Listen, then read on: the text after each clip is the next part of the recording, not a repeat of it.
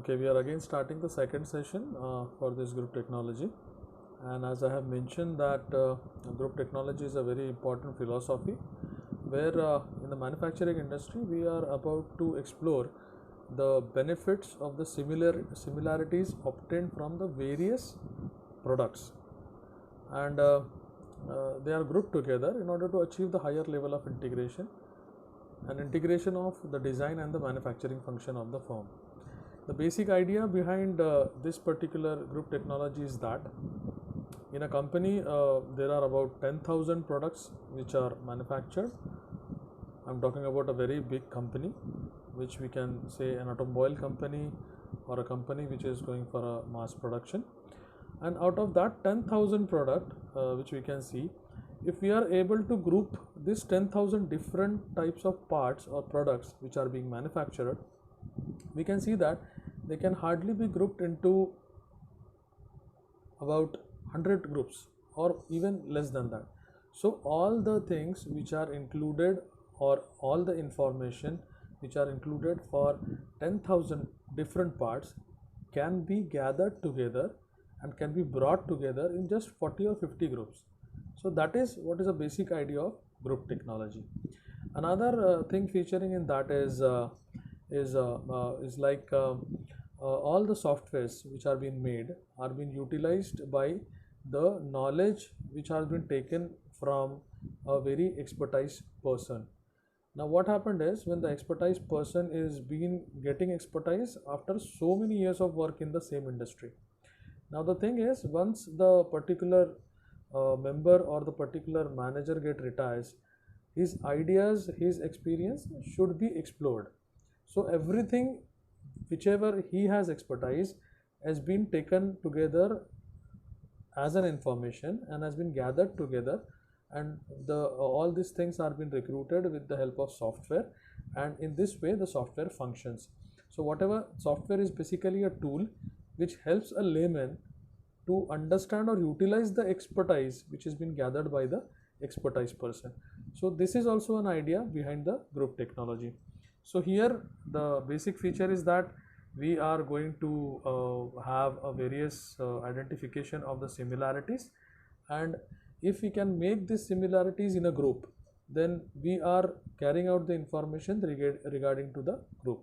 Now this is similarly a particular example which can be given, like how the books are shelved in the big libraries, how the things are being sold in malls, and also we can say how the students have been separatized with respect to the branches, sections, with their respective communities and etc., where we are going to establish a particular relationship between similar activities.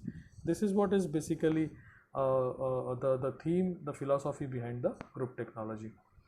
Now we have various things that what we are going to implementing the group technology. We are going to identify the part families, we are going to rearrange the production machine into cell. This particular thing is that we are not only exploring the particular products as far as mechanical engineering is concerned into the respect of design, but also with respect to the manufacturing attributes. Like for example, we are utilizing this group technology and the similarities which exhibit between the parts, not only in the design or drawing of this particular parts, but also how they are going to get manufactured. Because if we are going to explore the similarities in manufacturing attributes, then we can arrange the particular group of cell or layout of the machine in such a way that the raw material, unnecessarily flow of raw material on the shop floor will be minimized, and thus the productivity of the industry will be at a very higher. So this is a basic idea regarding why we are using the group technology. Now as far as the syllabus is concerned, the group technology consists of 4 methods. One is visual inspection, another one is composite part method. The third one is, that is basic on your manufacturing attribute, is your production flow analysis. And the fourth one is very important, and a very deep study has been done on this particular aspect, that is parts classification and coding, out of which Opitz is a particular philosopher which has briefly and on a very large scale he has carried out the work on the parts classification and coding in the mechanical industries or manufacturing of the parts. So basically we can say that the first particular part is visual inspection, which is very simple. We are going to just visualize by our naked eyes, and we are going to find out that whether the parts are similar or not. It has its own advantage. It is very faster, as we are only going to see by our eyes, and it has a disadvantage that we are not going to very precise work on this. We are not going to having any classification and coding method, and it is not so precise. So visual inspection has been done where the materials or the products parts are very less, and the particular method should be sophisticated. So this is about the composite part method. Is a particular hypothetical part where it has been seen that all the manufacturing activities or all the design activities should be applied on the same part. So it is basically a hypothetical part concept where it is a job has been made or designed in such a way that it is going to require all the operation which are required in the manufacturing industry. So this is another thing which is a composite part concept. The third one is very important as far as the group technology philosophy is concerned, and as far as the manufacturing industry is concerned, that is production flow analysis. What we are going to do in production flow analysis is that we are going to see how our products is getting manufactured. Means every time we talk about manufacturing is like how the raw material is flowing from one machine to another machine. So in this particular case, where in a manufacturing industry where hundreds of parts are being processed, so it is very difficult part that how the process layout, production layout, and how the flow of the process has been carried out in the industry. Because all we are doing in engineering is optimization. We don't have 100 machines for processing 10 parts or something. We always have to adjust or optimize the machining facilities which we have in manufacturing. So for this, if we are going to see whatever production process is going for the product, then we can say that how much machines are going to require, whether we are having additional machines where we have to bring machines more, or what particular layout can be best designed in order to carry out the manufacturing facility. So there we are going to use the production flow analysis. As far as the particular chart is shown over here, we are going to identify the different number of parts, and on the x-axis we are going to define the part numbers, and on the y-axis we are going to talked about the various machining operations, like it can be your lathe operation, milling operation, drilling operation, boring, and so on. And all of this are been understood and are been noted that which part is going to have which number of machining operation, and that has been carried out in the PFA chart, that is production flow analysis chart. And here we are going to then see that which are the parts which are going to have most of the machining operations, which are the parts which requires only 2 or 3 machining operations, which are the parts which are very less required operations. And thus if we are going to know this information, then we can say that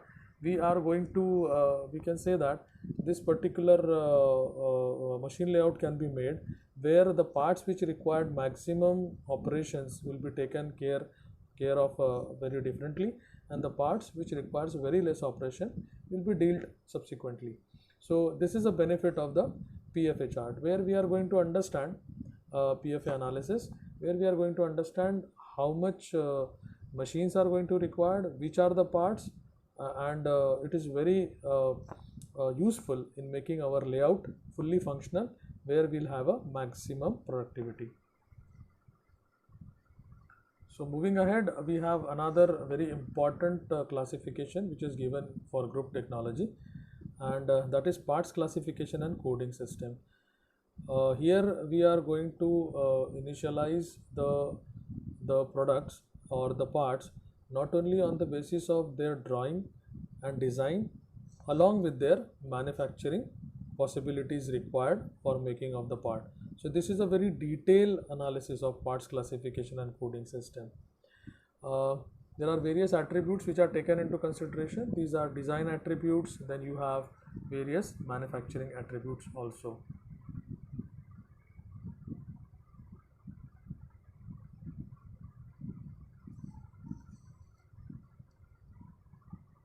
So we have various particular thing as we have discussed. Then the classification, the parts classification scheme is required to have a various grouping of parts on the basis of the essential features, and coding is the process of assigning symbols to the parts. These symbols may be represent design attributes or manufacturing attributes or both. Just like what we have in the barcode which is applied to the books on the library, and the barcodes which are applied as far as the various products is concerned. So in the parts classification system, we can say that the following is the three types of system are used for the part classification. The first one is system which is based on the part design attributes. The attributes which are taken consideration here is basic external shape, the internal shape, the L by D ratio, the material type, the major dimension, minor dimension, tolerances, surface finish, and so on. Then we have system based on manufacturing attributes, which consist of your major processes, minor operations, major dimensions, surface finish, machine tool, operation sequence, and so on. And the third system, which is based on both, that is design and manufacturing attributes, which are taken into consideration, a combination of both this particular design and manufacturing attributes, which are being taken into consideration very detailed in OPIT's classification. Now there are various types of coding scheme which utilizes the number system. We are just going to see what this particular thing are. There are three basic code structure which are used in GT application. Number one is hierarchical structure, number two is chain type structure, and number three is hybrid structure. Now what we are going to do in hybrid hierarchical structure is where the second digit of the codification will always be depend upon the prior digit. So this is what is the basic idea of hierarchical structure, where the structure is going to get the codes or the particular numerals are going to get with respect to the previous code which is taken into consideration. That is what is hierarchical. So this particular thing is depending upon, again taking into consideration the digits like from 0 to 9, and it divides the parts into major groups such as machine parts, cast part, forged part, and the second digit may subdivide the machine parts into rotational and non-rotational part. The third and subsequent digit may partition the machine into subgroups and so on. So in this way, what the previous number which has been taken into consideration with respect to its previous entry. So in here the hierarchical structure of codification is going to get followed, just similar to this like this. And then we have another type of coding system which is called as chain type structure. This is also called as a polycode. In this structure, the interpretation of each symbol in the sequence is fixed and does not depend on the value preceding digit, like what we have seen in the hierarchical structure where the digits are dependent on each other. Here the value of every code is fixed. It doesn't depend on any preceding or succeeding values. The problem associated with polycode is that it tends to be relatively long, and just like in the diagram, what we are going to see is the particular code number. For example, the first particular code which get varies from 0 to 9, the first code number will be standing for material, the second will stand for the material shape, and so on, as what the diagram shows. Like we have and every of this particular number is itself having another 9 subgroups. So even the first digit can have 1 to 0 to 9 varying, then 2 also can vary from 0 to 9, and so on, and every number will carry a specific information. And then also we have a hybrid structure where we are going to see an hybrid structure that the combination of both hierarchical and chain type structure is followed. So whoever is taken into consideration, whatever benefits has been offered has been taken into hybrid structure. It's a combination of both of the things which we have studied. Now these are very important classification and coding system according to the needs of various manufacturing companies have developed. Now for example, various giant of manufacturing industries are more interested in their parts only. So they are not interested in what other casting industry is not interested in what is going on in the manufacturing steel industries and so on. So they are only interested in them. So most of the classification and coding system has been developed hitherto by their own scientists or own philosophers only. So for that particular thing, we have this much different types of classification and coding system we have. Out of that, the Opitz classification, which has been given by the Herbert Opitz in the University of Aachen, West Germany, is mostly followed throughout the world. And he has been a pioneer in carrying out this classification and coding system for manufacturing part.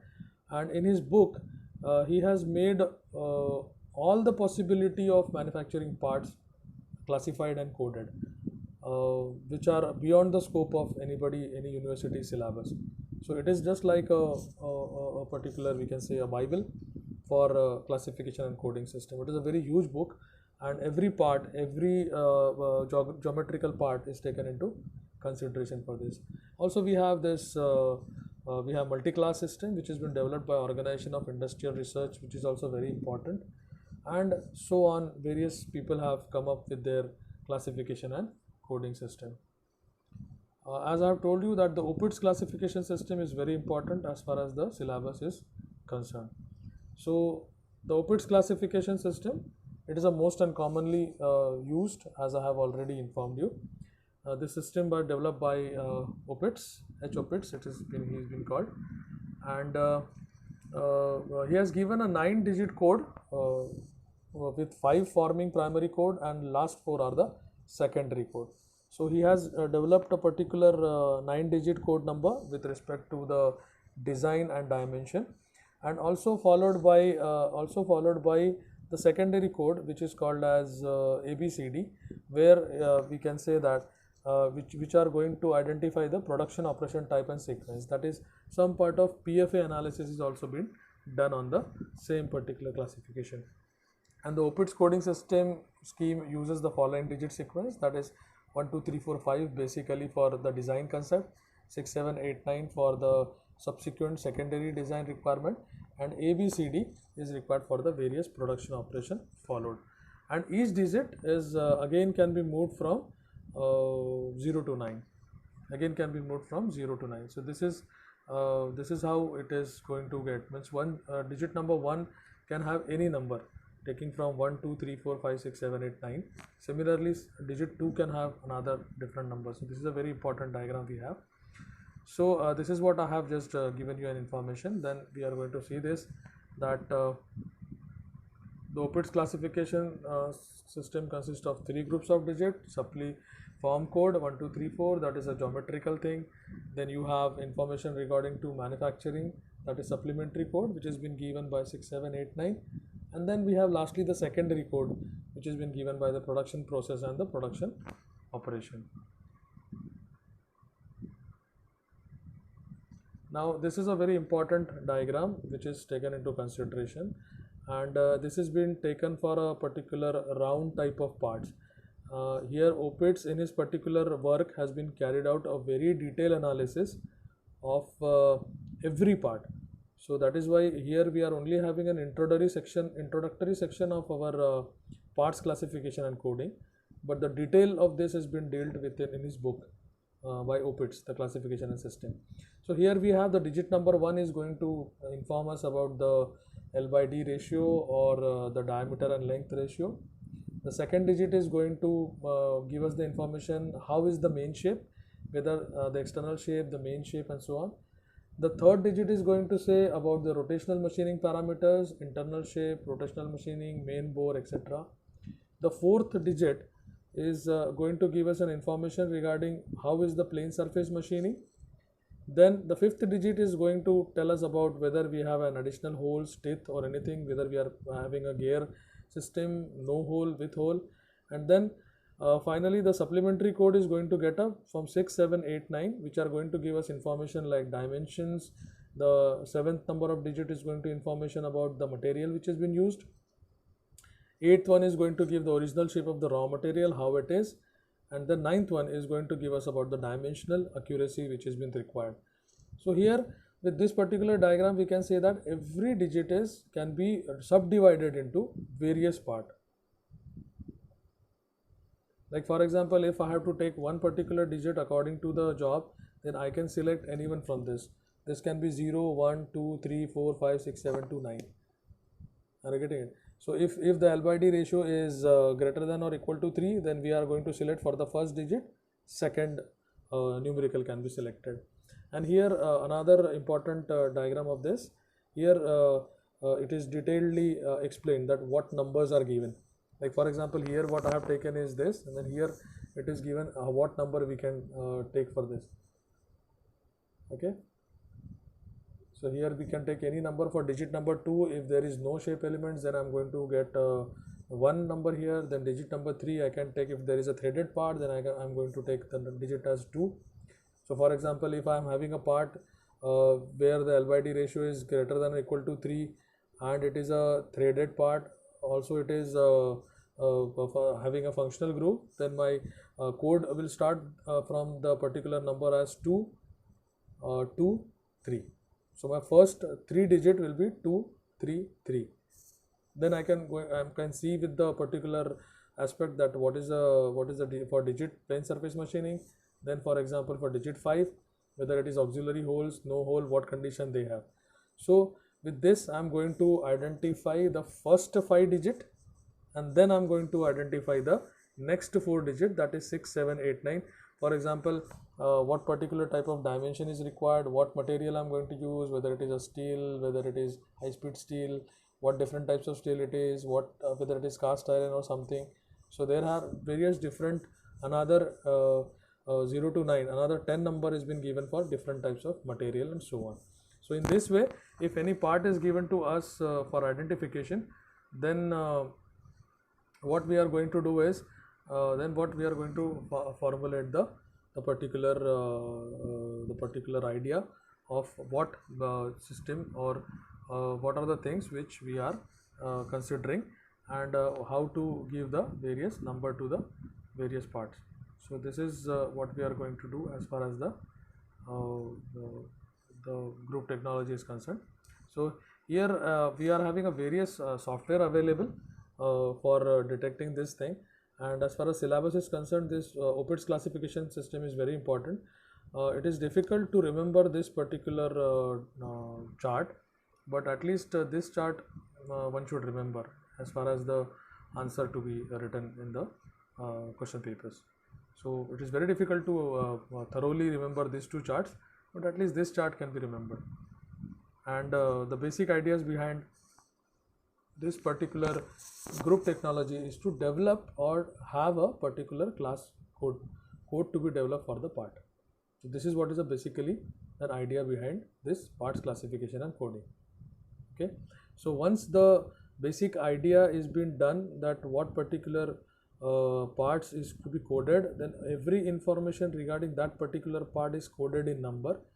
So that number, if any of this part is required, or any in future consideration any part is required, then you just have to remember that number. If you write or if you give that number to your software, then whole of this information is being generated by the software, because software is going to have a loads of information, loads of knowledge which are there stored for every part. And as I have already in the first of the particular video I have told you that there are about 1000 parts generally which are manufactured in the industry. So in order to remember or carry out the data for every part is very difficult part. So that is why we are doing this parts classification and coding. Okay, then finally we'll move towards the benefits which are offered by the group technology. It is very beneficial as far as the manufacturing industry is concerned. The few of them are: it facilitates the formation of part families and machine cell, as I have already told you. It permits quick retrieval of design, drawing and process plans. All of this are being stored with the group technology numbers. Whenever you are going to draw out a part, then you just have to remember a code. If you remember the code, then each of this design, drawing and process plan can be brought by the software itself. Always remember, software always is a particular mode of storing information, and then it just calculate what is the stored information with them and they give the answer. So they don't work on artificial intelligence, they can't create their own thing. Everything is stored in them, they just have to make them calculate their requirement and then they bring out. So this is how it has been done.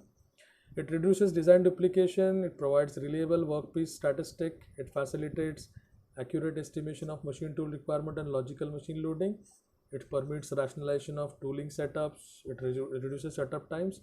As we are going to have a very perfect, highly efficient productivity design, then it is going to save us our time, save us our scrap, and we can operate on 100% productivity terms.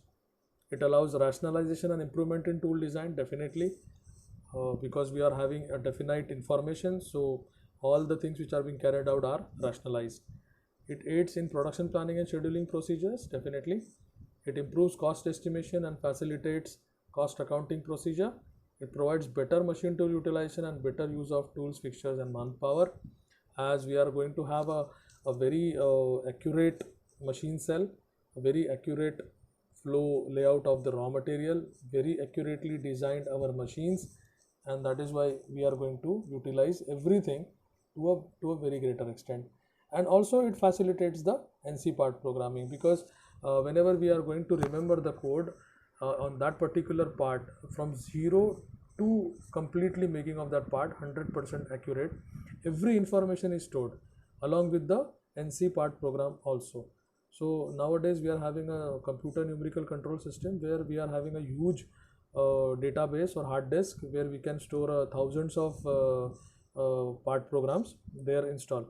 So if we can remember the code of that particular part in this particular format, like for example we can have 9-digit code to be understood for that particular part, then all the advantages which has been information for that particular part can be gathered, and that is how along with the NC part program can be also taken into consideration. So in this way the group layout can be developed. So we have already been discussed with regarding to benefits, and this has all been taken into consideration for automation in production activity. Okay, thank you so much.